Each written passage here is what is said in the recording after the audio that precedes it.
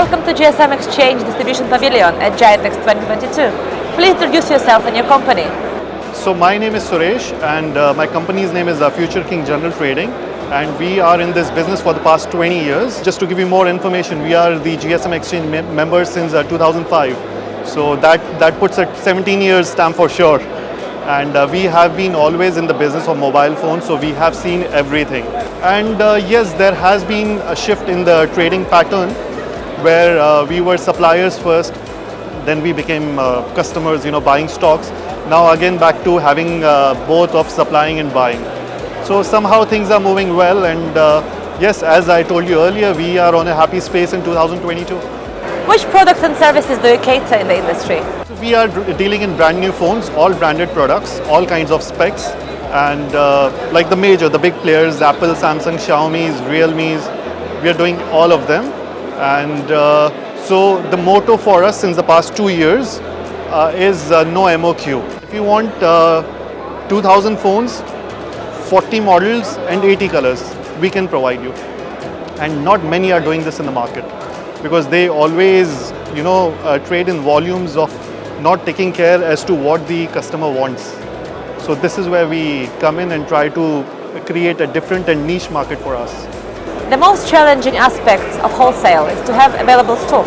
How do you cope with that in your company? I think in 2022, everyone wants to be in Dubai. This has become a hub. We used to say that Dubai is the hub of mobile phones, but it has proved, the way they've handled the situation, the COVID situation, and various other factors, the security, the sense of doing business. So you have suppliers, you have major suppliers who are tied up with many excellent forwarders. So you always get the stocks here readily available. And yes, of course, and when you are booking, you get it in like less than 48 hours. You have these commercial flights running almost 5 flights a day. So supply has not really been an issue at this point of time, at least. In which regions do you mainly operate, and did you expand them in the past year? We are dealing currently with each and every continent. Since the beginning, we have dealt with each and every emerging market, the existing markets, and now of course the trend has changed.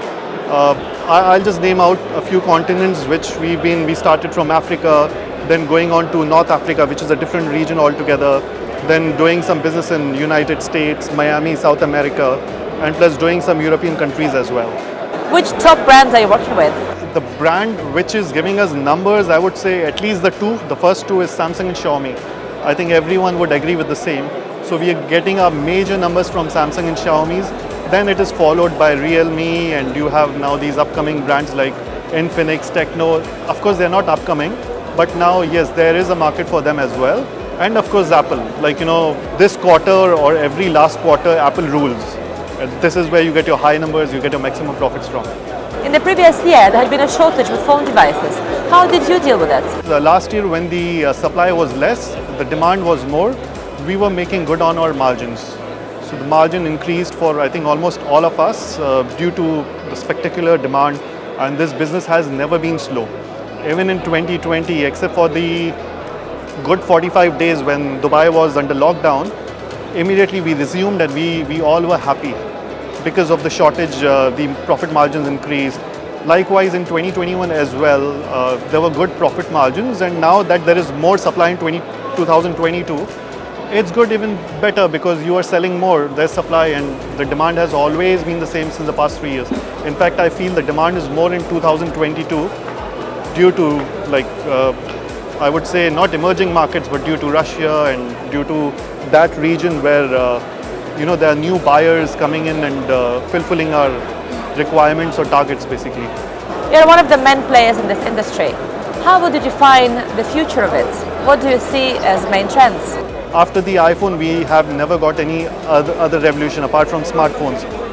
You have watches, you have buds, you've got the XR devices, which have not really worked well in the retail sector, or it's not common.